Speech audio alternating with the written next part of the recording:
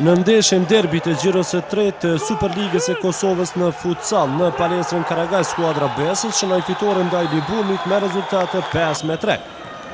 Ishte kjo repriza e finales e play-offit nga edicioni kaluar, ku përsëri kampioni aktual Besa doli fituese përballë skuadrës gjakovare.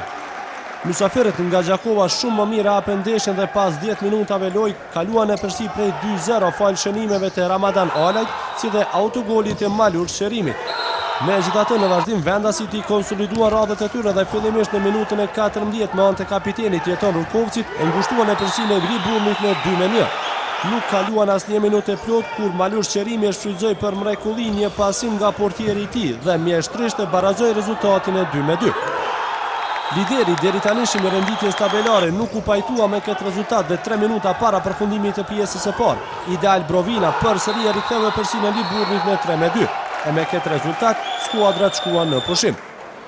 Pjesa dytë në tërësi takoi ekipit vendas, ku fillimisht në minutën e 9 të kësaj pjesëtoje, Vahid Krasniqi barazoi rezultatin e 3-3. 4 minuta para përfundimit të takimit, lojtari më i mirë i ndeshjes, Malur Sherimi, mjeshtrisht ju shmang portierit Musafir dhe për herë të parë kaloi skuadrën e tij në përsi prej 4-3.